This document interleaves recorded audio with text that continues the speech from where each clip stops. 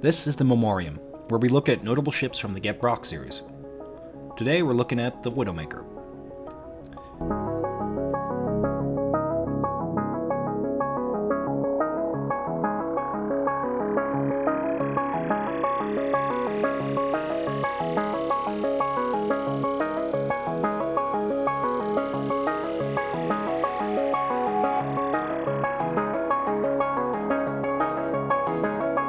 However, real quick before I get started, hope you guys liked episode 84.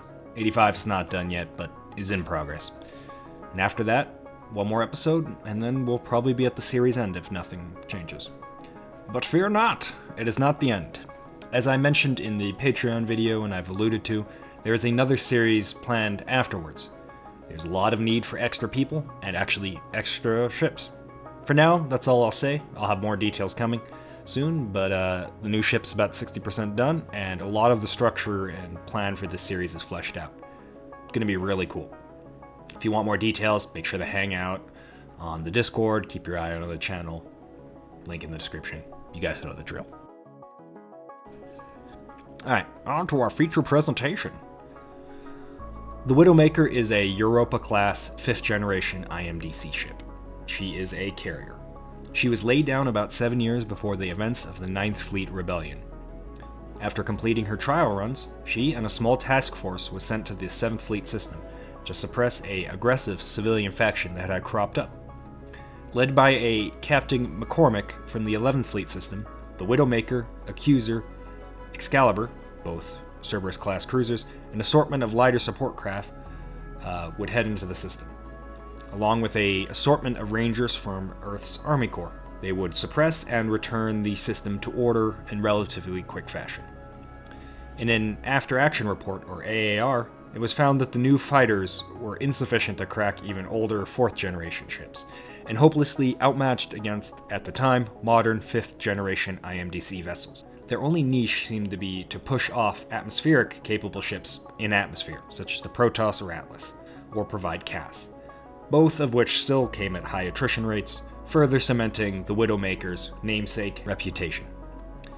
While the carrier concept was struggling to get off the ground, Captain McCormick retooled the Widowmaker to act as more of a command and control vessel, with her fighter and transport complements in her hangar acting more as utility and support rather than a significant fighting arm of a fleet. Fast forward nearly a decade, and the events of the 11th Fleet Rebellion unfold. Participating in several battles within the system, and securing the new paradigm, the Widowmaker made her mark as a formidable combat vessel.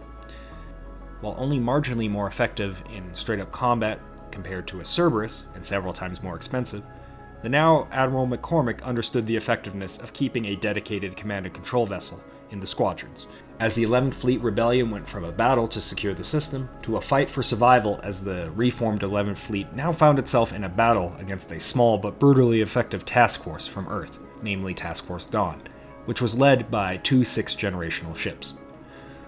The Widowmaker would be directly commanded by a Lieutenant Commander Miller. He, along with Admiral McCormick, would fight a bitter campaign against this Earth task force in an attempt to suppress it long enough for the 11th Fleet to consolidate her position and rule. At this point, the Widowmaker, along with some other ships, were now fitted with acquired shield tech from abandoned Earth tech found in battles. This would take the Widowmaker through many battles. Battle Farside Station, battle over Lunar Base Serenity, the Crack Gambit from the 11th Fleet point of view, or Operation Stepping Stone from the Task Force Dawn point of view, and finally, in a small skirmish outside of a manufacturing facility, the Widowmaker would meet her end.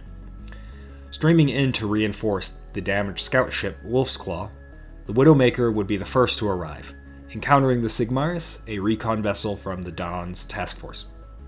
While the Sigmaris was able to dispatch the Wolf's Claw, the Sigmaris proved no match for the Widowmaker, and after a short skirmish, the Sigmaris was disabled. However, due to brave actions and selflessness under fire, Lieutenant Mortith was able to destroy the Widowmaker from inside, saving the Sigmaris, her crew, as well as a small attachment of Rangers. He would be awarded the Silver Star for his actions, and posthumously promoted to captain for his actions on this day.